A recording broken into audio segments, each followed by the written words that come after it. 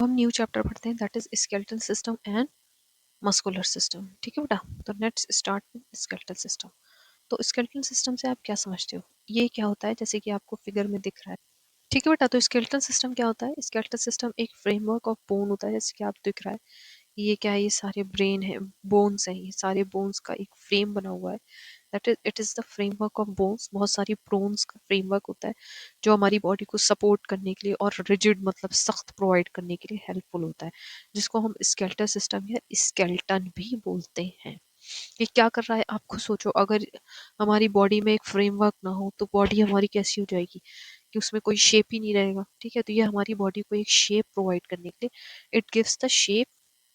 कि हमारी बॉडी में एक शेप प्रोवाइड करने के लिए, हमारी बॉडी को सपोर्ट प्रोवाइड करने के लिए बॉडी में यूज होता है, ताकि हमारी बॉडी कैसी रह सके, स्टैंड इरेक्ट, यानी कि हमारी बॉडी सीधे खड़ी हो सके आसानी से। दूसरा, ये हमारी वाइटल ऑर्गन्स, जो भी इंटरनल ऑर्गन्स हैं, उनको प्रोटेक्ट करने के लिए यूज होता है। जैसे कि आपको पता है कि हमारा ब्रेन स्कल के अंदर सेफ होता है, heart and lung safe inside the rib cage, और स्पाइनल कोर्ड्स के अंदर वर्टेब्रा कॉलम जो होता है उसमें हमारा वर्टेब्रा से स्पाइनल कोड जो है वर्टेब्रा कॉलम के अंदर सेव होता है। तो all these are the vital organ जो कि हमारे स्केलेटल सिस्टम के अंदर सेव होते हैं। ठीक, बोन के केज के अंदर। नेक्स्ट बेटा, बोन का स्ट्रक्चर कैसा होता है? बोन टिश्यू से मिलके बना होता है। ठीक है, सेल होता है सबसे छोटा सेल, उसके बाद सेल को कंबाइन करके मिलता है टिश्यू, और टिश्यू को कंबाइन करके बनता है बोन्स। ठीक है, जो कि आप देख रहे हो, ये क्या है? ये एक तरीके की हड्डी है, आपको दिख रही है। इसके अंदर क्या है? ये रेड और ब्लू कलर की क्या है? नर्व्स। इसके अंदर नर्व्स भी होती हैं। दूसरी बात, बोन बाहर से हार्ड होती है, लेकिन अंदर से आप कैसी होती है? पूरी सॉफ्ट और स्पॉन्जी, एकदम सॉफ्ट और स्पॉन्जी होती है। उसके अंदर एक टिश्यू कंटेन होता है, सॉफ्ट, बहुत सॉफ्ट सा टिश्यू कंटेन होता है, जिसको हम क्या कहते हैं बेटा? Bone marrow. ठीक है, इस बोन के अंदर, बोन बाहर से सख्त, अंदर से सॉफ्ट और स्पॉन्जी होती है, और इसके अंदर एक सॉफ्ट टिश्यू होता है जिसको हम बोलते हैं बोन मैरो। ठीक है, नेक्स्ट आप देख रहे हो, दैट इज स्कल। स्कल क्या होता है बेटा? स्कल एक तरीके से 22 हड्डियों से मिलकर ये बना होता है, जो कि आपको सर दिख रहा है पूरा, दिस इज स्कल। ठीक है, जिसमें से 8 हमारी कौन सी होती है? 8 bones are the cranium bone, जो हमारी ब्रेन हेड को कवर करती है, ब्रेन को सेफ रखती है, और 14 बोन जो है वो मिलके हमारे फेस को बनाती हैं। तो हम बोलते हैं 14 आर द फेशियल बोन, और 8 बोन्स जो हमारे ब्रेन को प्रोटेक्ट करती है उसको हम बोलते हैं क्रेनियम बोन, उसको बोलते हैं क्रेनियम बोन। और जो हमारे फेस में होती है, that is called as the facial bone. ठीक है बेटा, तो these are the two types of bone that is present inside, और स्कल जो है हमारा मिलकर इनसे बना होता है। और 22 टोटल 22 बोन्स होती हैं हमारी, जिसमें से सारी की सारी इमूवेबल होती है, कोई भी मूवेबल नहीं होती एक्सेप्ट लोअर जॉ। ये जो आपको लोअर जॉ दिख रहा है, सिर्फ ये मूव करता है, बाकी कोई सी भी बोन हमारी मूव नहीं करती है। ठीक है बेटा, next we study about the backbone. जो आप देख रहे हो, ये क्या है? ये एक बैकबोन का स्ट्रक्चर है। बैकबोन को हम स्पाइन भी कहते हैं। ये कितनी, आपको दिख भी रहा होगा काउंट, कितनी बोन से मिलके बनती है? 33 बोन से मिलके बनती है, और हर एक बोन छोटी छोटी 33 बोन से मिलके बनती है। हर एक बोन का नाम वर्टेब्रा होता है, और ये एक कॉलम बना देती है, जिसको हम बोलते हैं वर्टेब्रा कॉलम, जो कि हमारी स्पाइन, जो आपको ये दिख रहा है, इस स्पाइन को प्रोटेक्ट करने के लिए यूज होती है। ठीक है बेटा, next is the rib cage. नेक्स्ट क्या होता है हमारा? Rib cage. Rib cage 12 pair से मिलकर बना होता है, जैसे 1 2 3 4 5 6 7 8 9 10 11 12, मतलब 12 इधर 12 इधर। ठीक है, 12 इस साइड 12 इस साइड। और बो शेप की बोन होती है, मतलब ऐसे, जिसको हम बोलते हैं बो। ठीक है, बो शेप की बोन्स होती है, जो हमारे हार्ट को, लंग को प्रोटेक्ट करती है। जो पहली रिब होती है, आप देख रहे हो, फर्स्ट रिब जो होती है, that is the shortest sternum, उसको हम शॉर्टेस्ट स्टर्नम कहते हैं। वो सबसे ज्यादा कर्व्ड है, आप देख रहे हो, सबसे ज्यादा ये कर्व्ड है। रिब के पास, रिब केज में हमारे फ्रंट में एक लॉन्ग बोन होती है, जो आप ये देख रहे हैं, this is called as sternum. इसको हम बोलते हैं स्टेरनम या लॉन्ग ब्रेस्ट बोन। ठीक है, जो ये होती है, this is called as the shortest sternum, और जो लंबी फ्रंट पे होती है, that is called as the sternum या ब्रेस्ट बोन। अब बेटा पता है क्या होता है, लास्ट में ये टू बोन्स लास्ट की होती हैं जो कि हमारी किससे अटैच्ड होती हैं, पीछे से इस तरीके से दो बोन होती हैं जो सिर्फ जो है वो पीछे बैकबोन से अटैच्ड होती हैं। वो हमारी आगे आके रिब से कनेक्ट नहीं हो रही होती है, मतलब आगे आके स्टर्नम से कम्प्लीटली कनेक्ट नहीं हो रही होती। तो ऐसी बोन को हम बोलते हैं फ्लोटिंग बोन। क्या बोलते हैं ऐसी बोन को? Floating bone, floating ribs. ठीक है। Next is the limbs. ठीक है। तो हमारे पास दो पेयर ऑफ लिम्स होती है, एक होती है फोर लिम और एक होती है हिंड लिम। जो फोर लिम होती है वो हमारे हाथ होते हैं, आर्म्स होते हैं, टू आर्म्स होते हैं जिसको फोर लिम बोलते हैं, जैसे कि आप देख रहे हो फिगर में, दिस इज द फोर लिम। ठीक है, ये हमारा फोर लिम है। और जो हिंड लिम है उसको हम बोलते हैं लेग्स। ठीक है, जो हमारे लेग्स होते हैं उनको हम बोलते हैं हिंड लिम्ब। जो हमारा आर्म होता है, ठीक है, जो बेटा आर्म है ये हमारा, ये किससे मिलके बना? हमारे आर्म्स और लेग्स जो है बहुत सारे बोन से मिलके बने होते हैं। जो अपर आर्म है, ठीक है, ये जो आप देख रहे हो this is the upper arm. ये अपर आर्म एक बोन से मिलके बनी होती है जिसका नाम होता है ह्यूमरस। जो आपको दिख रहा है दिस इज ह्यूमरस। इस बोन का नाम क्या होता है बेटा? ह्यूमरस। और जो लोअर है this is the lower arm. ये जो लोअर में आपको दो तरीके की बोन है, आपको मेंशन भी है, this is called radius, this is called ulna. ठीक है। तो लोअर आर्म दो बोन से मिलके बनी है जिसको हम बोलते हैं रेडियस एंड अल्ना। अब देखो बेटा, जो ये है हमारा हिंड लिम जिसको हम क्या बोलते हैं? Hind limb, this is called as hind limb. और लेग, जो हमारे लेग है वो है, ये आपको दिख रहा है इस तरीके से, इसका भी स्केलेटल सिस्टम पढ़ रहे हैं। तो हिंड लिम में जो थाई और अपर पार्ट होती है उसकी लॉन्गेस्ट बोन है जो कि आपको फिगर में भी दिख रही है, and this is called as femur. जो लॉन्गेस्ट बोन जो ऊपर है उसको बोलते हैं फीमर। और ये सबसे लॉन्गेस्ट बोन, पूरी बॉडी की सबसे लॉन्गेस्ट बोन होती है। और जो हमारे लोअर लेग है उसमें दो तरीके की, ये नी हो गई, हमारी नी का पार्ट होता है, ये जॉइंट हमारा नी होता है। इसके नीचे क्या होता है बेटा? दो बोन होती है जिसको हम, एक को फिबुला और एक को टीबिया। दो तरीके की बोन होती है जिसको टीबिया और फिबुला बोलते हैं। ठीक है बेटा, ये आपको लर्न करना है। अब नेक्स्ट क्या होता है? That is called as the girdle. Girdle क्या होता है बेटा? सेमी सर्कुलर स्ट्रक्चर होता है जिसमें एक बोन, दो बोन्स आपस में ज्वाइंट होती है।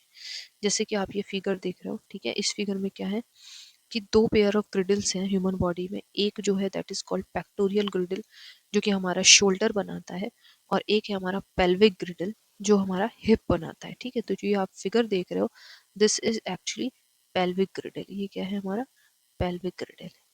ठीक है।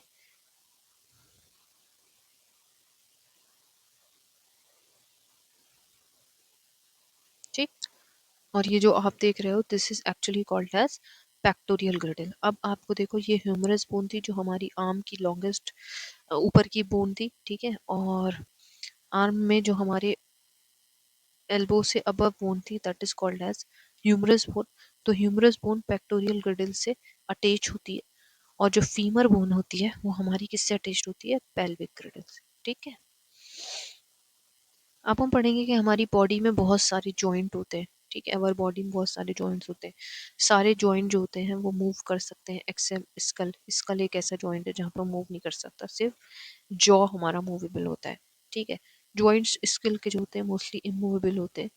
बाकी सारे जॉइंट बॉडी में जो होते हैं वो कैसे होते हैं बेटा? Movable.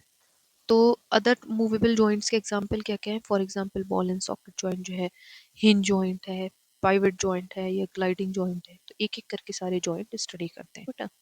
Type of joint is called as ball and socket joint. इस जॉइंट में क्या होता है बेटा कि एक बॉल शेप की बोन होती है, ये इस तरीके से एक बॉल, ये एक बॉल शेप की बोन है। और दूसरी क्या है? ये हमारी एक सॉकेट तरीके की बोन है, और दोनों आपस में क्या है? फिट है। ठीक है। और ये जॉइंट करती है मूवमेंट, अलाउ करती है किसी भी डायरेक्शन में, एनी डायरेक्शन में। ठीक है। इस तरीके के मोशन को हम रोटरी मोशन कहते हैं। ये कहाँ कहाँ मौजूद होती है? हमारे हिप्स में, शोल्डर्स जॉइंट में, ये सारे जॉइंट मौजूद होता है। ठीक है बेटा। So next type of joint is called as the hinge joint. ठीक है बेटा, ये आप जो देख रहे हो this is called as the hinge joint. ठीक है। हिंज जॉइंट में क्या होता है कि जो हमारे मूवमेंट अलाउ करता है वन डायरेक्शन, एक डायरेक्शन। जैसे फॉर एग्जांपल ये आप देख रहे हो इस तरीके का एक बोन है, दूसरे तरीके की बोन इस तरीके से है। ठीक है।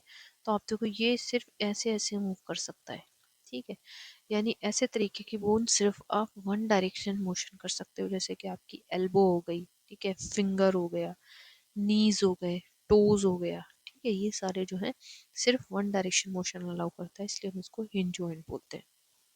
नेक्स्ट है हमारा पाइवोट जॉइंट। ठीक है बेटा, पाइवोट जॉइंट आप जो देख रहे हो ये तरीके का पाइवोट जॉइंट है। ये पाइवोट जॉइंट कहाँ पे मौजूद होता है? ये हमारे स्कल है, ये हमारी स्कल है और स्कल और बैकबोन के बीच में ये हमारी बैकबोन है। ठीक है, स्कल और बैकबोन के बीच में जो जॉइंट मौजूद है इस जॉइंट को हम क्या बोलते हैं? Pivot joint. ये जॉइंट कैसा अलाउ करता है मूवमेंट को? साइडवेज, यानी कि साइडवेज और up and down movement allow करता है। इसीलिए हमारी नेक जो है वो हर डायरेक्शन में मूव कर सकती है, इसलिए हम इसको रेट्रोटरी जॉइंट भी बोलते हैं।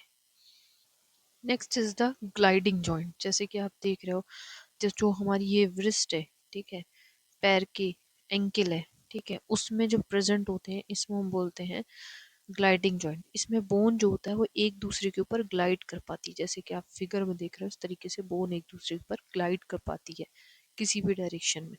ये जॉइंट्स एक्चुअली में कहाँ पर मौजूद होते हैं? They are present in backbone. ठीक है, ये हमें हेल्प करते हैं टेंड बेंड करने के लिए, ट्विस्ट करने के लिए, मतलब मुड़ने के लिए, ट्विस्ट करने के लिए, इसलिए हम इसको प्लानर जॉइंट भी बोलते हैं। ठीक है, next is the muscular system. ठीक है, अब हम स्टडी करेंगे अबाउट द मस्कुलर सिस्टम कि हमारी बॉडी में कौन कौन से मसल्स मौजूद होती हैं। ठीक है बेटा, तो जैसे कि आपको फिगर में दिख रहा है, ठीक है, कि मसल्स जो है क्या है? मसल्स एक स्पेशल टाइप की टिश्यू है जो क्या करती है? एक्सपेंड करती है, कॉन्ट्रैक्ट करती है इलास्टिक बैंड की तरह। ये आप देख रहे हो पूरी बॉडी है, ये पूरी बॉडी एक किससे मिलकर बनी? मसल्स हमारे दिख रहे हैं, जैसे रेड कलर का पोर्शन दिख रहा है। कितने मसल्स हैं हमारी बॉडी में? ओवर 600 मसल्स हमारी पूरी बॉडी में है और ये हमारी बोन्स को अटैच करते हैं। ठीक है, एक टिश्यू से जिसको हम बोलते हैं टेंडन्स, यानी मसल्स जो बोन को अटैच करते हैं, muscles that is attach to the bone is called as tendons. जब मसल्स कॉन्ट्रैक्टर या रिलैक्स रिलैक्स करती है तो वो बोन को मूव कर देती है। ठीक है, ठीक है, नेक्स्ट देखो कि वो बोन जो हमारे दोनों टेंडन्स और लिगामेंट जो होते हैं वो दोनों हमारे दो बॉडी पार्ट को ज्वाइन करते हैं। ठीक है, स्केलेटन पार्ट में। तो डिफरेंस दोनों के बीच में क्या होता है कि एल जो होता है that is stand for like, तो बोन से जो बोन को कनेक्ट करता है उसको हम बोलते हैं लीगामेंट। जैसे आप देख रहे हो ये एक हड्डी है और ये एक हड्डी है, इन दोनों को ज्वाइन कर रहा है तो this joint is known as ligament.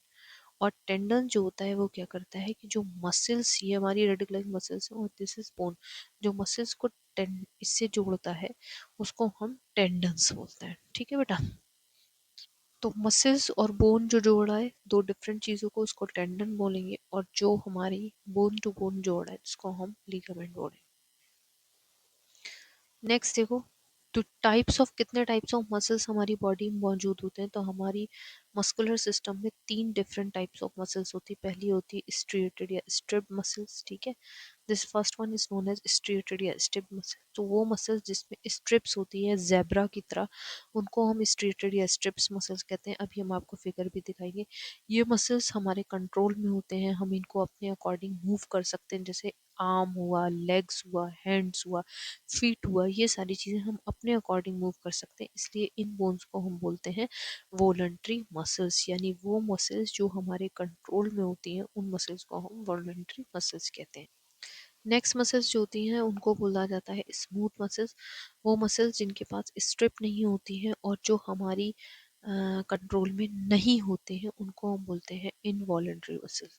यानी वो मसल्स जो हमारे कंट्रोल में नहीं होते उनको हम इनवॉलेंट्री मसल्स कहते हैं।